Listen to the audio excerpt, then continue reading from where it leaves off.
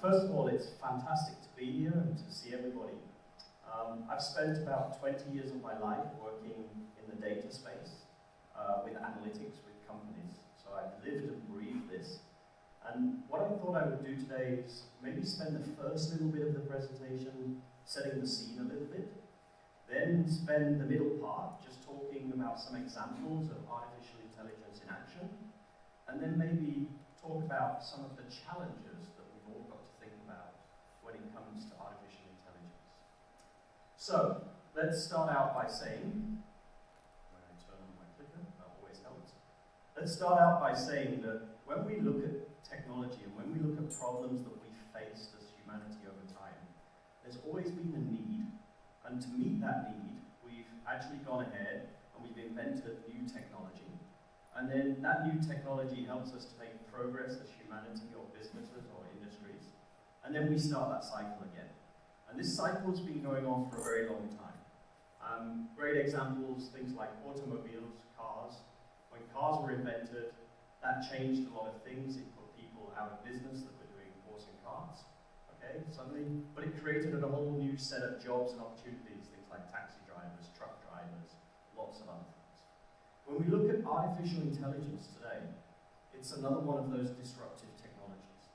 And it's got the potential to cause disruption, which may affect some people, but actually also on the flip side, offers massive opportunities. And for me, I'm a believer that AI is an opportunity giver rather than something that's negative. I'm a very, very pro-AI person. But having said that, AI is not actually that new. AI has been around a long time, and we'll talk about that in a second. But we're seeing right now this massive uptake and acceleration in AI. And it's driven by a couple of things. First of all, to do really good artificial intelligence, and I'll talk more about what that is in a second from my perspective, you need lots of data. And for many years, we didn't have that data. As we digitize and more things become digital, we get more and more data. Okay, and that's just accelerating with topics like the Internet of Things, connected services, connected devices. On top of that, to do this, you really need very complex mathematics and huge amounts of compute power to develop the AI models that are driving this revolution. And you need that at a price point that's sensible, and you need that so that you don't need to build a data center in every single business, company, or country. And that's what we're seeing when we combine the cloud with data. We get the computational power, and then that allows us to utilize a whole new wave of new algorithms that are powering some of the innovations that we see today. And I'm going to talk about that a little bit, but I'm not going to go deep. So you're not going to hear me talk about, those of you that might know data science, convolutional neural networks. I'm not going to talk about them beyond that. I'm not going to talk about the complex mathematics that sits behind AI. I'm just going to use the word model. And when I talk the word model, just think it's the mathematics that's powering the decision making in our AI systems. Okay, so I mentioned before AI isn't new. AI is actually being worked on since about 1950. It's been around a long time. AI sort of moves forwards and then it hits a brick wall and it goes dormant for a while people learn new ideas and come up with new things, and then it goes again. And at the moment we're in a phase where we're seeing the advent of something called deep learning. And deep learning is this thing that is powering many of the things we see today as AI. And I'll talk more about that again in a second. But AI as a topic, machine learning as a topic, has been around for a long time. So we are already using machine learning today in businesses. For example, I was talking earlier, telecommunications companies are using machine learning and analytics today to identify the likelihood of a customer to churn, which means the likelihood of a customer to leave. And then they're tailoring offers to that customer to try to convince them to stay. Banks are already using it to assess your risk of not paying back a loan. They're using machine learning and analytics to look at you as a person and say, hey, if I loan you this much money, what is the chance that you will default on that loan? Marketing departments are using machine learning all over to make offers to you to hopefully encourage you to buy more from them or to add more things to your shopping baskets. Okay, so AI and machine learning is already very active. But this deep learning advancement, which is very new, from about 2010 onwards, is driving a whole new wave of things that we see as AI today. And that's where I was going to focus. But I didn't want to go much further without differentiating two types of AI. Because there's this massive fear in the world that AI is going to create robots that's going to wipe out humanity and take all our jobs and be our robot overlords. And we are so far away from that. Even if we wanted to go there, we are many, many, many years away. Because in order to do that, something we call artificial general intelligence, you need to master robotics, you need to master machine learning and all of the topics there. And you need to master quite a few other topics like the ability for a computer to learn anything autonomously and on its own. And we are nowhere near. Nowhere near. So let's just put that fear aside. We are not there. What we do have is we have now the ability for AI to do a number of things that it's been specifically trained to do at parity or better than a human. So for example, if we take a look at like the commercial views, if you see we have Go, the computer that could win at Go, it was an artificial intelligence, right? That computer could play Go and win the game of Go, but if you ask it to play chess, it can't play chess, right? The self-driving car that everybody's working on can't fly an aeroplane.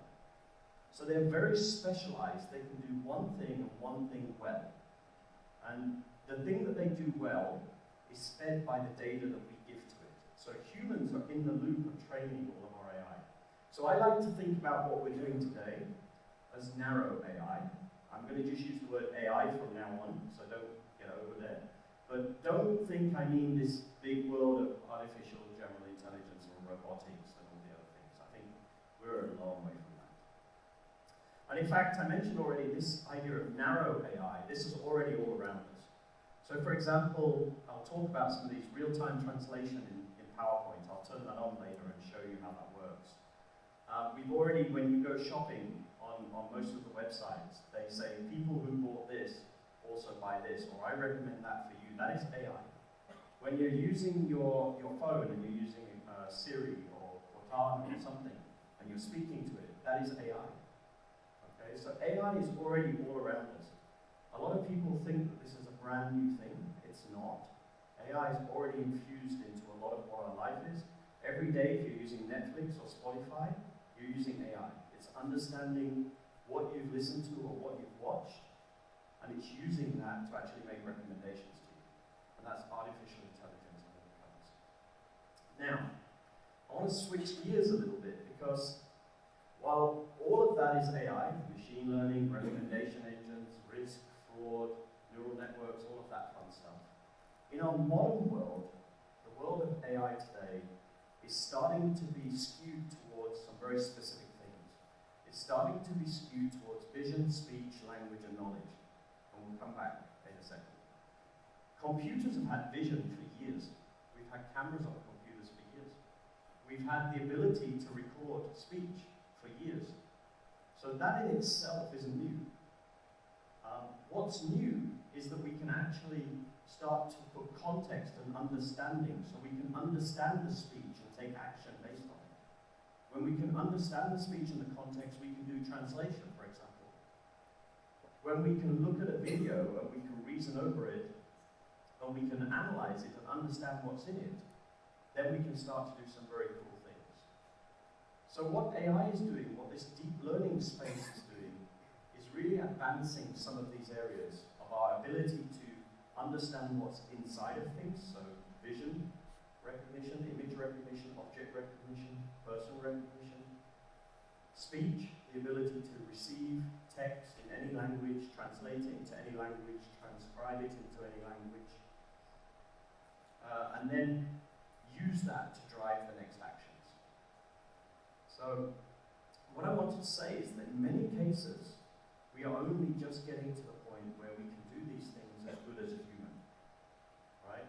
And let's just put this into context. So in vision now, when a human looks at a whole bunch of objects in a standard test that we have, the human will identify about 96% of those objects correctly.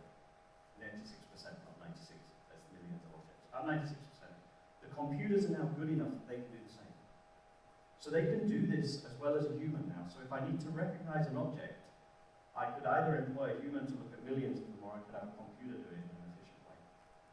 Speech recognition, very new. Notice the timelines here. 2006 for vision, 2017 for speech, and then just this year, we got to the point that we can start doing translation almost as well as human. And the interesting thing is here, people say, hey, but it's not 100% perfect. The point is, humans are not 100% perfect. When we translate things, we don't translate them perfectly.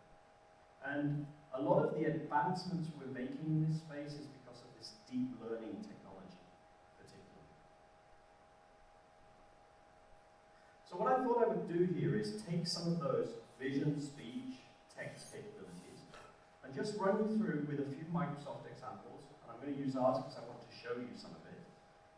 But trust me, every vendor and business out there is doing something with AI. So the examples I show here are indicative. Okay? And then after that, we'll talk about a few other bits and pieces. So first of all, how many people use Office? How many people are using Outlook? Okay. Well, two things. First of all, when you use Outlook, AI is in use every day anyway. It's filtering your junk email out. Right? That's behind the scenes, we have AI doing that, you don't even see it. Okay? But you'll also notice that we have this new focused inbox. And that focused inbox is running a local machine learning model on your Windows machine or wherever you're running Office. And it's actually locally understanding what you're doing with your email, and it's trying to help you organize your day. It's making you more productive, right? By trying to move mails that you generally don't pay attention to into a different email box to the ones that you do generally pay attention to. Very basic example, but this is where AI can really help with our productivity if we allow it to. Another example is the PowerPoint translator. And this is always fun to turn on live at a conference, because it's normally quite funny. So I'm going to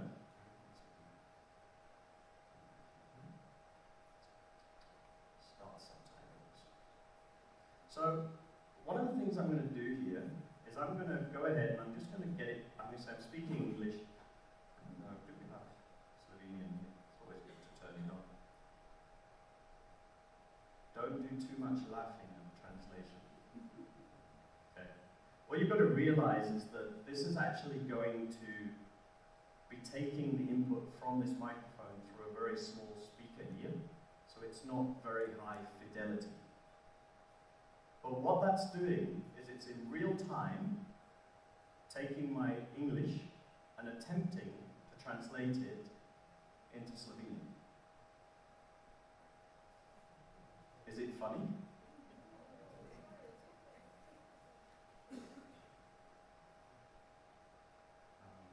Let's just come out here.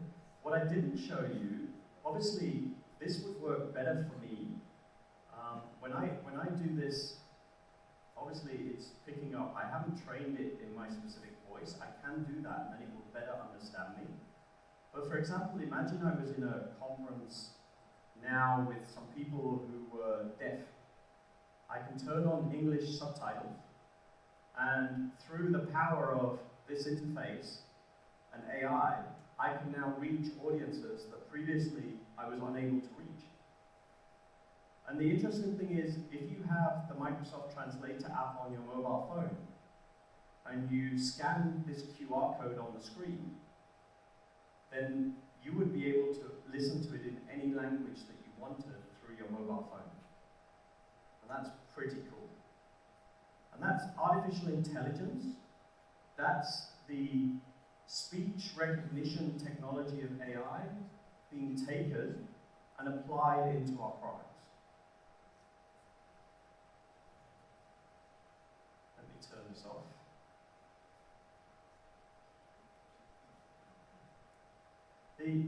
So, you know, you can download that yourself. If you've got PowerPoint, go download it. It's free.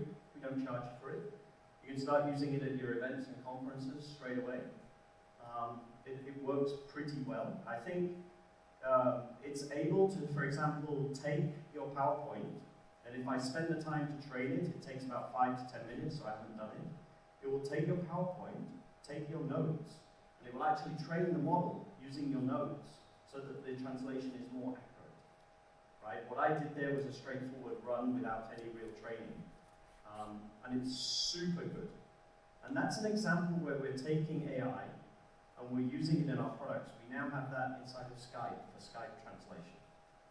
We have customers who are building customer service bots that can take any language in, translate it, and understand it and do it going out. So now I can start, if I'm a government, offering inputs in multiple languages, but on the back end only need to have one set of logic to handle what I'm doing. Very intriguing stuff. My subtitles are still running. Well, let's stop.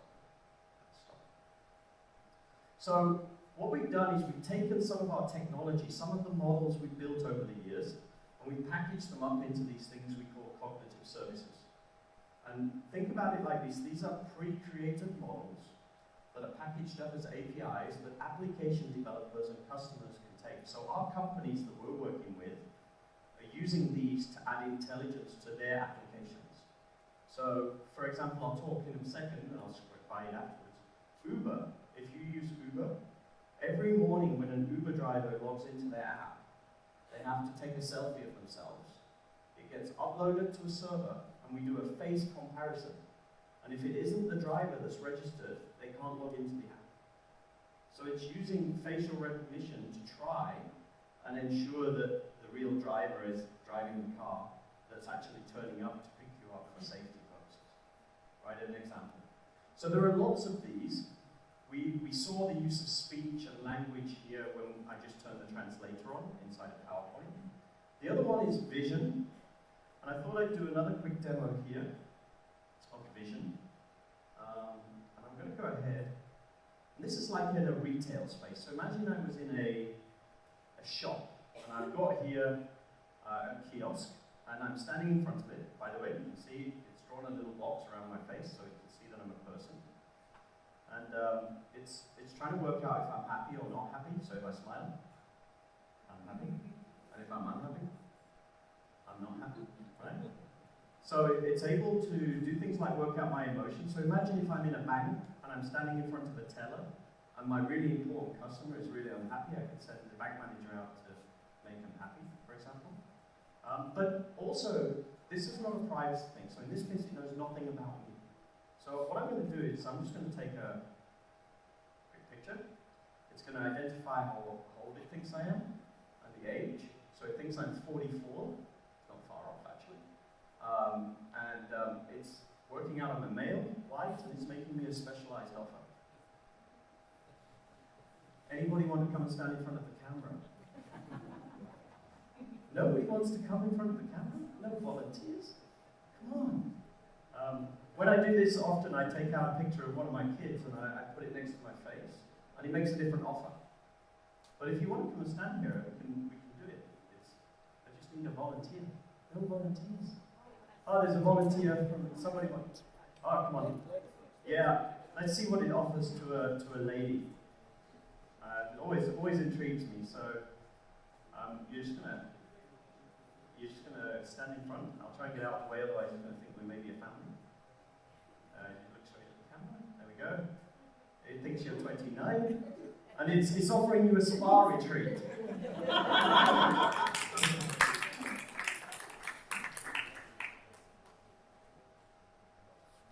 To the organizers afterwards. Thank you very much for being part of the experiment. I think the point here again is it doesn't know who you are. It's trying to guess. Now, the thing is, if the face is sideways on or whatever, it's guessing, and it's using vision services. It's working out if you're happy, unhappy. It's working out your demographics. Now, imagine if you're in a retail store, and as you walk into the shop can say, oh, we've got more women in the store now in this age range. We'll change the advertising around the store for that person. That's the sort of thing you can do with this technology. And this is not about surveillance, right? Because this is not being stored anywhere. It's just to make quick decisions and change things on the fly. Okay. Let me shut this down. So we have lots of examples of these things. Subtitles come back on. It really wants to keep subtitles on now. I need to go and turn it off completely. Let's go there. So I talked about Uber already, so I'll go quickly past that. But I want to show you, this is one of my favorite examples of future technology coming together ever. I show this at every conference I go to. If you ever come to another one, I'll show it again. Because it is really my favorite. It is a combination of a couple of my passions. Internet of Things, which is connected devices, sensors, which is coming and is the future flow of data. Every IoT project becomes an AI project. Okay? Because once you've got the data, you want to do something intelligent with it. What they've done here, this is a partner out of Norway, they've actually tried to replace the flying of helicopters over power lines to check if they're broken or defective with a drone. So employee safety is cheaper, I don't need a helicopter anymore, and I don't need to fly humans near high-powered electricity lines. Or I don't need to shut down the grid while I'm looking at the power lines with the helicopter. So what it does is it flies over these power lines, and it's using vision services to identify the components the same way we're identifying a person. It identifies the components here, and then what's actually happening is it's using that in order to determine the likelihood of that part to fail. So in real time, it's off doing this sort of thing, and that's being fed back to a control center or a control on the ground, who then is using that to dispatch engineers to the very specific locations where there are parts likely to fail. So it maintains the energy network. So think about this, this could be used with railway lines, it can be used with power lines, it can be used with pipelines, right? It can be used with buildings, when you've got buildings and you want to fly up and check if the roofs are damaged or something. It's being used by insurance surveyors in disaster zones to understand the likely claims that they're facing. So this is the combination of AI with IoT coming together. Okay. The other big thing that's starting to come about now in the AI space is this idea of digital agents.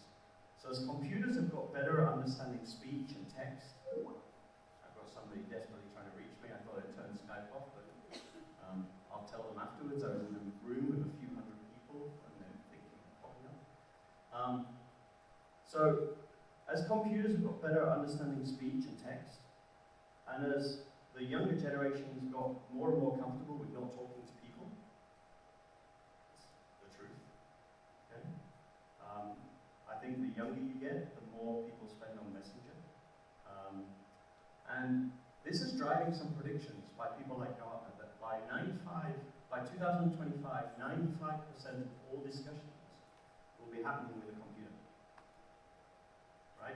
Bots and other things. And we've been developing that out, and I thought what I would do here, I was messing around, as you do, and I thought I would go ahead and show you. So what I did earlier is I went and created something called a knowledge base, and it's empty right now. When I open it up, it's got general chit-chat. So your bot can be clever and smart. You know, if you've ever asked Siri, where can you bury a body? It gives you a location of a quarry close by. Well, you can build that funny stuff or professional stuff into your bot as well. So that's all I've got here. It's empty other than that.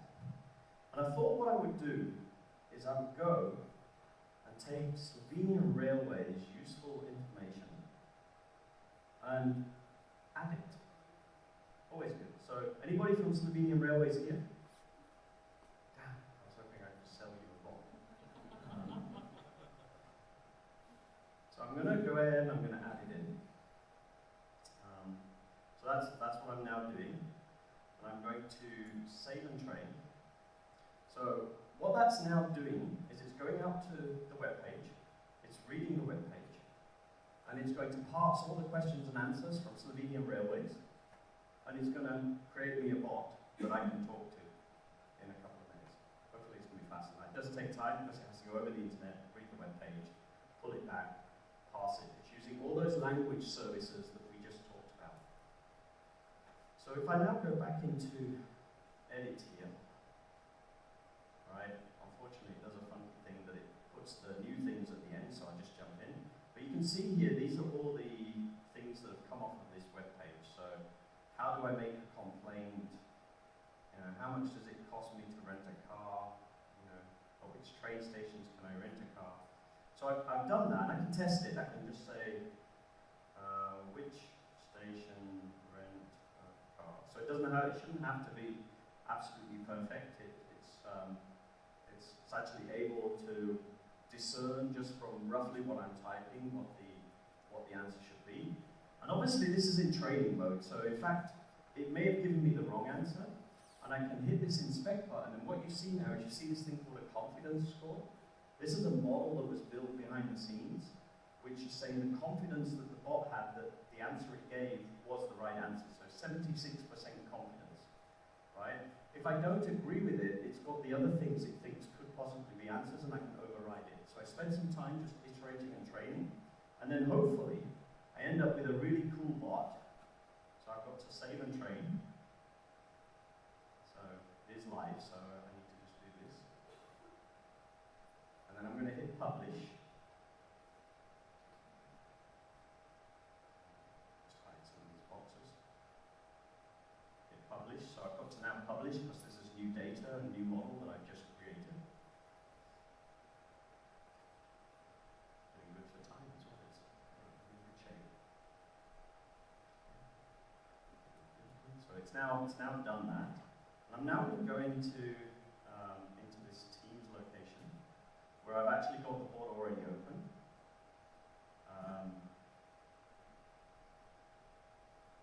I should be able to ask the same question to the bot.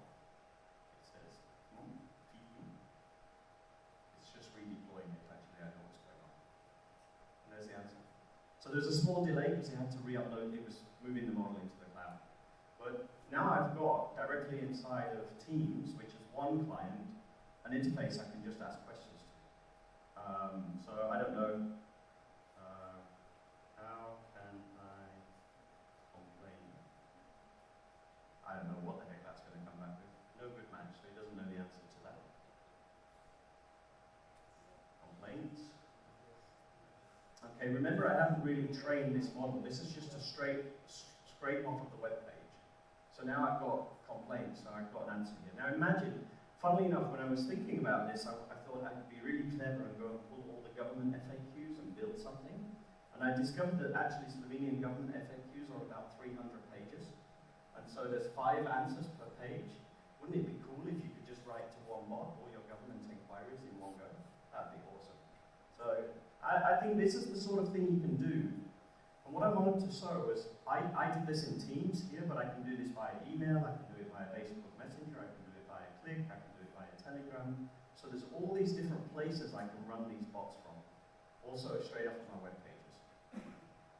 So we're seeing a lot of companies start to adopt bots as well, in particular around customer service, internal help desks, government agencies, banks, and there's some good examples. Bank of Transylvania in Romania launched a service with a bot that just very basic. It allowed people to ask inquiries like, what's my account balance, what's today's exchange rate, how much money do I have going out on a regular basis. And they launched this, and it's the most popular service. And in banking, the important thing is, once you join a bank, you very rarely leave it for the rest of your life. So for banks, getting the young population into their branch is super important. And you can do that because these conversational agents can understand the natural way of talking and interaction and the new channels that the younger generation is working through. So just some example here. Another good example, this is Nedbank, this is in South Africa. They actually got to the point that after around 6 to 7 months, they had a bot trained. So it's not overnight. I'm not claiming it's a silver bullet. But after 6 to 7 months, they could handle 80% of all inquiries with a bot, which meant they could use their customer service people to deal with the really complex things and provide better services on the harder questions rather than being killed with a constant stream of simple things. The other thing is you can offer 24/7 customer service with a bot, whereas when you have call centers, very often that's not possible. Okay, so there was just some examples. I just wanted to show how AI is being used in businesses. there's clearly some implications of AI, right? Let's just also be there. So I think one of the big things, we released a book, you can all download it if you search online, it's called The Future Computer. Very cool book written by our head of R&D and our head of legal, our president of legal, Brad Smith. And it really underpins the way Microsoft is thinking about AI, but the way we as a society need to think about it too. So we need to be thoughtful about how we address the societal issues that the technology advances from AI is going to bring about, because there are some things coming. Okay? And this is what the book looks like. As I said, you can download it. The question nowadays with AI isn't what computers can do, because actually computers can do a lot. We are advancing very, very, very quickly. Nobody knows when we're going to hit another brick wall. Might come soon, might not. But the question really is, what do we want computers to do? Okay? So if it's helping with customer service and helping us to be better people, then that's great. If it's doing other things, maybe it's not so great. So this is where we start to think. We think we're at an inflection point where AI can really empower people and organizations. It can change society and make things better. But we need to understand the rough edges. So the challenges that we're going to face and the impacts it's going to have. Like many of those other disruptive technologies like the car, the steam engine, all of those things. They had impacts on societies and industries and lives.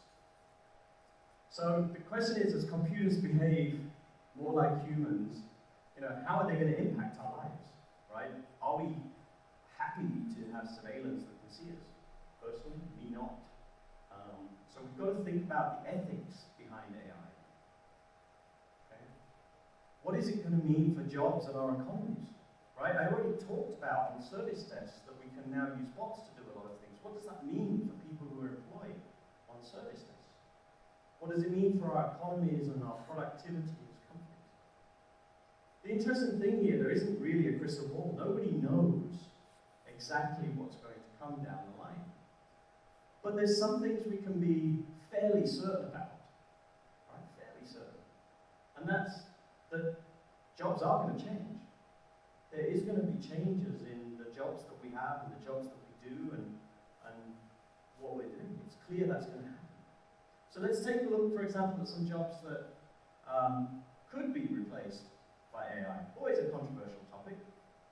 Think about what we talked about earlier. We talked about vision, speech, image recognition, translation. These are things AI can now do as well as a human. So the jobs that are likely to be impacted are those sorts of jobs that are kind of repetitive in doing those sorts of tasks. Does it mean they're really replaced? I contend no. I contend the job will change. So the job will probably change to be more of an information-driven job rather than the manual step-by-step process job. Okay? But some jobs are not going to be replaced by AI. Jobs where we want that human touch, where empathy is important, right? Where we want to have a human in the loop, 100%. Nurses, teachers, therapists. But their jobs might get augmented and helped by AI. So if a nurse, for example, can have AI reading every single diagnosis from all over the world, put your symptoms in and get a list of suggestions, that might help to treat you. But it's not going to replace the nurse. Okay? Same with doctors. And then there's going to be a whole set of new jobs. Because just like when the car came, we replaced a whole set of jobs that were horse and carriage with car mechanics, garages, car salesmen, drivers, taxi drivers. AI is going to create a whole new raft of jobs too, right? It's who's going to train people on how to use their autonomous car? Maybe that's the taxi driver of the future, training people on how to drive their car. How are we going to use technologies like HoloLens in our design world? We're going to have visual designers and visual architects. Interesting stuff. I think we're going to have a lot more data-driven jobs. And that's the point. The point is AI is going to bring data into our lives. It's going to obviously disrupt some jobs, it's going to change some, and it's going to bring a whole new series of jobs. Most of the time in the history of humanity, when these changes happen, more jobs come out of the change than are absorbed by the change.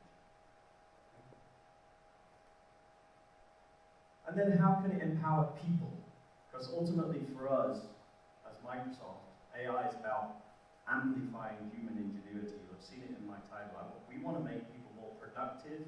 We want to make people's ingenuity pop more and make them able to do more. Okay? So think about this. I talked about it. AI, it can help blind people see. Right? If I've got vision services and a headset and I'm walking down the road, it can be telling me there's a road in front of you and you want me to stop. I can help blind people in the workplace. What about people with neurodiversity, things like autism? We can help them through AI. What about language for the deaf people, as we talked about with PowerPoint? So in fact, AI is going to have a massive impact on the diversity and our ability to reach out to people that we previously were excluding from certain things. It's going to improve lives of individuals as well. And for all this to work, you really need 3 disciplines on the AI side. Right? If you're going to build models in particular, you need computer science knowledge, you need data science knowledge, and actually I think we're going to increasingly see humanities and ethics coming into what we're doing with AI as well. So some of the liberal arts type of studies are going to become more and more important alongside some of the computing studies. And that's why at Microsoft we've set out this framework of 6 core principles around AI that we think are important to guide our AI journey. And I don't have time this morning to go into all the depth here. If you download Future Computer, each of these boxes has gone through in deep detail, but you have to think about things like inclusiveness. Can everybody use the AI? Does it help to bring people into things? Transparency. Can we understand how the AI made its decision and why? Accountability. Are we using AI for good and to help humanity, or are we using AI to do things we maybe shouldn't be doing? Because these are choices we make. It's not an AI problem, it's a human, societal challenge that we have. Okay? So the ethics of AI is super important, and I really can't do justice to it here in a few minutes, so I'm not going to try. But please download Future Computer and have a look. And then there's the big question. Do we need this for our AI coders? The same way we have for doctors. Doctors' first thing is do no harm, patient right. Maybe for AI developers we need the same idea. Maybe we need to say, hey, the first task of AI is to make sure you're doing something good with AI. Understand the consequences coming out of it. Because the technology's there now to do a lot of cool things. And I just want to go ahead and play this video before I wrap up. Behind every great achievement, every triumph of human progress, you'll find people driven to move the world forward. People finding inspiration where it's least expected. People who lead with their imagination. But in an increasingly complex world, we face new challenges. And sometimes it feels like we've reached our limits. Now, with the help of intelligent technology, we can achieve more. We can access information that empowers us in new ways. We can see things that we didn't see before. And we can stay on top of what matters most. When we have the right tools and AI extends our capabilities, we can tap into even greater potential. Whether it's a life-changing innovation, being the hero for the day, making a difference in someone's future, or breaking down barriers to bring people closer together. Intelligent technology helps you to see more, do more, and be more. And when your ingenuity is amplified, you are unstoppable.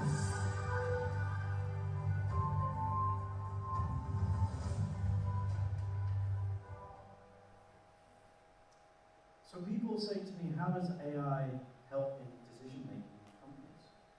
It helps you to be a better version of yourself to make those better decisions. It helps you to have the data and the confidence I'm super much a believer that if I use AI, it's going to make me a better person and a better contributor to society, able to interact with and work with people that previously I would have had barriers to. So I think Celje, in his book Hit Refresh, has a really great quote, and it's a quote that really resonates with me personally. And he says, rather than thinking in terms of human versus machine, where everybody starts with AI, that's where we all start, because we're worried. Change creates fear, and it shouldn't. We need to focus on how human gifts such as creativity, empathy, emotion, physicality, insight, how we can mix that with AI to help move us all forwards, to make us all better people as a society, to change our industries and our businesses, to do more, be better. That's what we can do with AI. It's about the two things working together, not about one thing working against the other. And that's why, as a company, we're investing heavily in programs to support society. And again, we could spend half an hour on each of these programs. We have an AI for Earth program where we democratize AI. We make funding available to organizations around the world working to improve our environment and to protect the Earth, so that they can use the technology without cost in order to try and improve our planet that we're living on. We have AI for accessibility. These are funding for projects that specifically help people with disabilities to be able to get more out of society and get more involved in society. And then very recently we've announced AI for humanitarian action, where we're working with disaster relief agencies, for example, to help fund some of the projects that they need so that when things happen around the world, they've got the right technologies to be able to react. So for us, AI definitely has business context. It definitely has business applications today. It's definitely got personal implications for me in my life with the way I'm using technology and working with services. But also it's got this phenomenal opportunity for us to really make a difference in the world. And I'm super proud that Microsoft is driving that ethical discussion, but also driving the discussion about how we as a company can support and fund the AI movement and how it can help us around the world. And that's kind of where I wanted to leave it today, because it comes back to the Microsoft mission, which is empower every person and every organization on the planet to achieve more. And since we're today talking about doing that with AI, I'm going to say with AI. So I hope that here I've given you an overview of AI and not made it feel too much like a Microsoft product pitch. I've obviously used our products to highlight it. Don't be afraid of AI, embrace it. If you're working with companies, they have to go there. It's inevitable, right? So let's get out there together. Let's shape the use of AI in our businesses, our industries, but also let's stand up and make sure we're doing the right things with AI for the societies that we all live in. Because ultimately, I'm a member of that society, and so are each and every single one of you. And with that, I'm right on time, and I will say thank you very much.